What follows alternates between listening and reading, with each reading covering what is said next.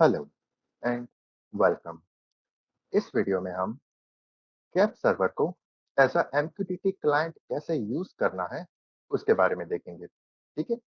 अगर आपका कोई डिवाइस है जो कि आपको एमक्यूटीटी पे डेटा पब्लिश कर रहा है, ठीक है, तो फिर उस डेटा को आप कैप सर्वर में कैसे रीड कर सकते हैं उसके बारे में हम इस वीडियो में देखेंगे। ठीक है।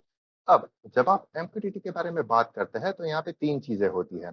पहला तो है एमक्यूटीटी पब्लिशर, दूसरा है एमक्यूटीटी ब्रोकर एंड थर्ड है हमारा एमक्यूटीटी क्लाइंट, या फिर आप कह सकते हैं एमक्यूटीटी सब्सक्राइबर। ठीक है। अब जो एमक्यूटीटी पब्लिशर होता है वो क्या करता है, हमारे डेटा को ब्रोकर पे पब्लिश करता है। ठीक है। ब्रोकर इन द सेंस आप कह सकते हैं हमारा सर्वर। ठीक है। एंड ये जो हमारा एमक्यूटीटी पब्लिशर है या फिर एमक्यूटीटी सब्सक्राइबर है, उसे आप कह सकते हैं एज अ क्लाइंट। ठीक है। अगर सर्वर एंड क्लाइंट की लैंग्वेज में बात करें तो हमारा ब्रोकर हुआ सर्वर एंड हमारा पब्लिशर एंड सब्सक्राइबर हुआ हमारा क्लाइंट। ठीक है। अब ये जो एमक्यूटीटी पब्लिशर है वो कंटिन्यूअसली डेटा को हमारे ब्रोकर पे पब्लिश करेगा। ठीक है। एंड जो हमारा एमक्यूटीटी क्लाइंट है या फिर सब्सक्राइबर है, वो हमारे ब्रोकर से डेटा रीड करेगा। ठीक है। तो अगर कैप सर्वर को एज अ एमक्यूटीटी क्लाइंट या फिर एमक्यूटीटी सब्सक्राइबर यूज करना है तो फिर वो हम कैसे करेंगे। ठीक है। तो वो चीज अब हम इस वीडियो में देखेंगे। ठीक है। अब मेरा एक ऑलरेडी एमक्यूटीटी पब्लिशर है जो कि कंटिन्यूअसली रनिंग है, जो मेरा एमक्यूटीटी ब्रोकर में डेटा पब्लिश कर रहा है। ठीक है। अगर आप उस डेटा को देखना चाहते हैं तो यहाँ पे मेरा क्लाउड एमक्यूटीटी का वेबसाइट ओपन है जिसमें मेरा ब्रोकर है। ठीक है। जिसका होस्ट नेम यहाँ पे अवेलेबल है, जिसका पोर्ट नंबर, ठीक है, जिसका यूजर नेम एंड पासवर्ड यहाँ पे अवेलेबल है। ठीक है। ये मेरे ब्रोकर का डिटेल है। ठीक है। अगर मेरे ब्रोकर में अभी कितने मैसेजेस आ रहे हैं, किस टॉपिक पे मैसेजेस आ रहे हैं, अगर मुझे वो देखना है तो यहाँ पे वेब सॉकेट्स यूआई करके एक ऑप्शन अवेलेबल है। ठीक है। आप अभी यहाँ पे देख सकते हैं कि मेरे किस टॉपिक में कौन सा मैसेज पब्लिश हो रहा है। ठीक है। सो अभी आपने देखा कि मेरे टेस्ट टॉपिक में ये वाला मैसेज पब्लिश हुआ, जिसमें दो वेरिएबल है, वेरिएबल 1 जिसका वैल्यू है 164 एंड वेरिएबल 2 जिसका वैल्यू है 170। ठीक है। After some time same topic में हमारा सेकंड मैसेज पब्लिश हुआ, जिसमें मेरे वेरिएबल्स का वैल्यू चेंज हो गया। ठीक है। सो अब इस वैल्यूज को मुझे कैप सर्वर में रीड करना है, तो फिर वो मैं कैसे करूंगा। ठीक है। सो वो चीज अब हम इस वीडियो में देखने वाले हैं। एंड यहाँ पे जो हमें मैसेज मिल रहा है वो एज अ जेसन फॉर्मेट हमें मैसेज मिल रहा है। ठीक है। इस जेसन फॉर्मेट से हम सिर्फ वेरिएबल 1 का ही वैल्यू एक्सट्रैक्ट कैसे कर सकते हैं, वो भी अब हम इस वीडियो में देखेंगे। एंड हमारा जो कैप सर्वर है वो ओनली जेसन फॉर्मेट का डेटा ही सपोर्ट करेगा। ठीक है। अगर आप डायरेक्टली टेस्ट टॉपिक में वैल्यू पब्लिश करोगे, ठीक है, तो वो हमारा कैप सर्वर सपोर्ट नहीं कर पाएगा। ठीक है। सो अगर आपका कोई पब्लिशर है तो उसे नेसेसरीली जेसन फॉर्मेट में ही डेटा पास ऑन करना होगा। ठीक है। तभी हमारा कैप सर्वर उस डेटा को एक्सेस कर पाएगा। ठीक है। सो आप यहाँ पे देख सकते हैं मेरा जो टेस्ट टॉपिक है उस पे कंटिन्यूअसली डेटा पब्लिश हो रहा है। ठीक है। मेरा एक पब्लिशर कंटिन्यूअसली मेरे ब्रोकर में डेटा पब्लिश कर रहा है। ठीक है। अब मुझे कैप सर्वर को एज अ क्लाइंट यूज करना है ताकि ये जो डेटा पब्लिश हो रहा है मेरे ब्रोकर में वो कंटिन्यूअसली मेरे कैप सर्वर में रीड होता जाए। एंड उस डेटा को मैं कैप सर्वर में रीड करके ओपीसीडीए या फिर ओपीसी यूए पे भेज सकता हूँ। ठीक है। तो वो सारी चीज कैसे करनी है वो अब हम इस वीडियो में देखेंगे। ठीक है। तो सबसे पहले तो हमें यहाँ पे कैप सर्वर ओपन करना होगा। ठीक है। उसके बाद यहाँ पे हमें एक चैनल क्रिएट करना है। ठीक है। सो यहाँ पे हमें न्यू चैनल पे क्लिक करना है। उसके बाद हमारा चैनल का टाइप कौन सा होगा। ठीक है। हमें रीड क्या करना है, एमक्यूटीटी का डेटा। तो यहाँ पे मैंने टाइप किया एमक्यूटीटी, तो आप यहाँ पे देख सकते हैं एमक्यूटीटी क्लाइंट। ठीक है। सो हमें एक ऐसा चैनल बनाना है जो as a MQTT client work करेगा। ठीक है। सो यहाँ पे मैंने एमक्यूटीटी क्लाइंट सिलेक्ट किया, देन नेक्स्ट। उसके बाद चैनल का नेम एमक्यूटीटी अंडरस्कोर क्लाइंट, उसके बाद नेक्स्ट।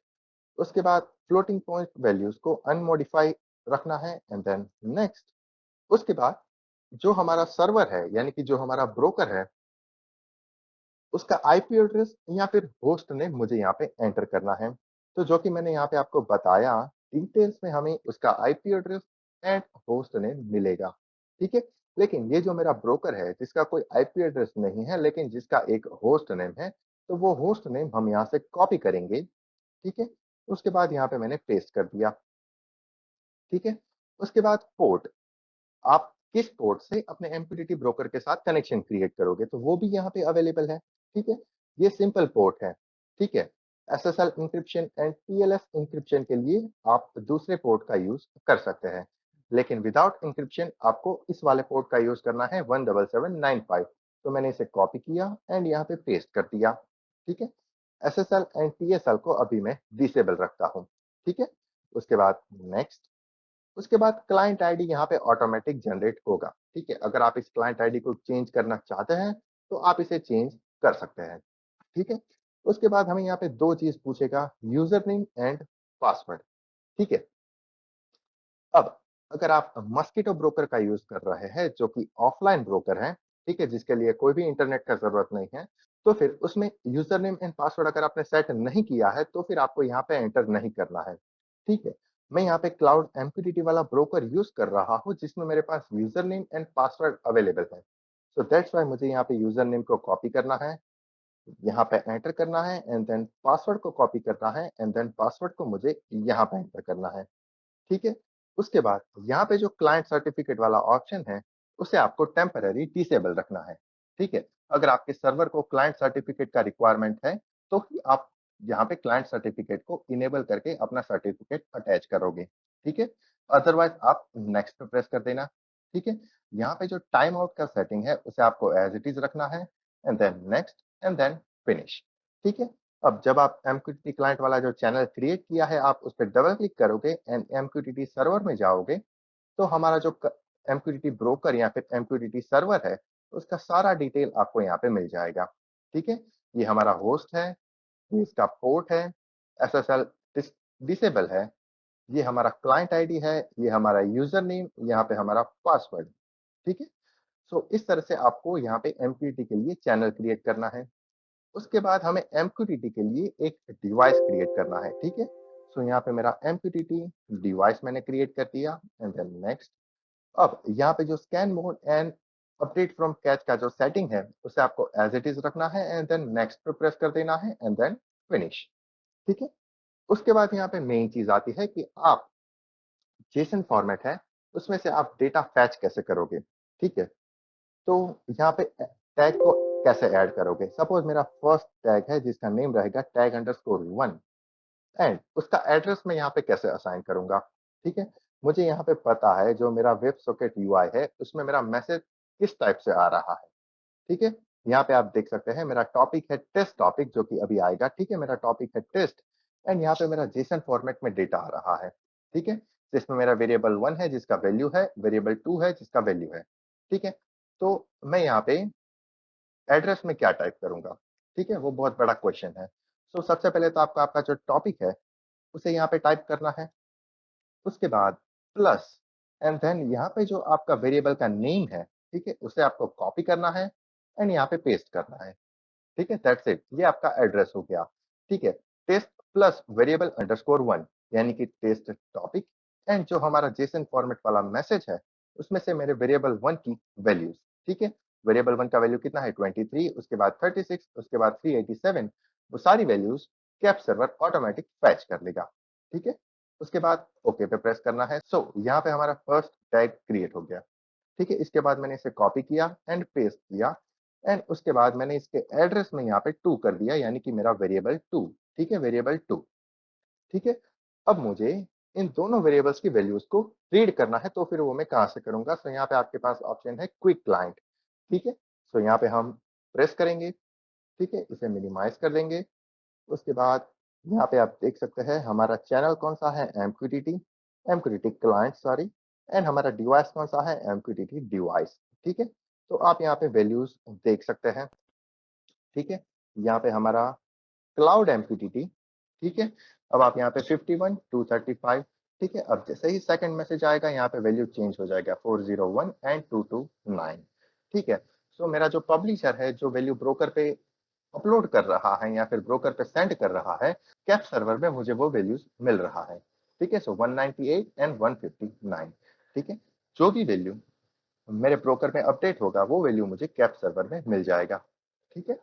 तो इस तरह से आप MQTT क्लाइंट कैप सर्वर में बना सकते हैं, जो MQTT ब्रोकर से डेटा रीड करेगा एंड आपको OPC DA पे भी दे सकता है एंड OPC UA पे भी कैप सर्वर आपको उस डेटा को पास कर सकता है। ठीक है? तो इस तरह से आपको MQTT क्लाइंट बनाना है अपने कैप सर्वर में। अगर आपको इस वीडियो में कहीं पे कोई कंफ्यूजन है तो फिर आप हमें कमेंट बॉक्स में कमेंट कर सकते हैं as well as email ID पे भी पूछ सकते हैं। ठीक है? इसमें मोस्ट इंपॉर्टेंट चीज ये है कि जब आप यहाँ पे टैग क्रिएट करते हैं तो आपका एड्रेस मोस्ट इंपॉर्टेंट है। ठीक है?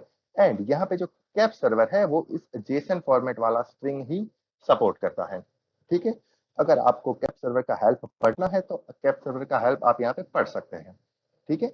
यहाँ पे मैंने कैप सर्वर के हेल्प से इस पीडीएफ को डाउनलोड किया है। ठीक है? अगर आपका सिंगल लेवल जेसन है, ठीक है, जो कि आपका वेरिएबल एंड उसकी वैल्यूज को पास करता है, तो फिर आपका एड्रेस कुछ इस तरह से बनेगा। ठीक है? एंड अगर आपका मल्टीपल लेवल जेसन है तो फिर आपका एड्रेस कुछ इस तरह से बनेगा। ठीक है? सो आपका जिस टाइप का भी जेसन एरे है उसके अकॉर्डिंग आपका यहाँ पे एड्रेस बनेगा, जो कि आप यहाँ पे देख सकते हैं। ठीक है?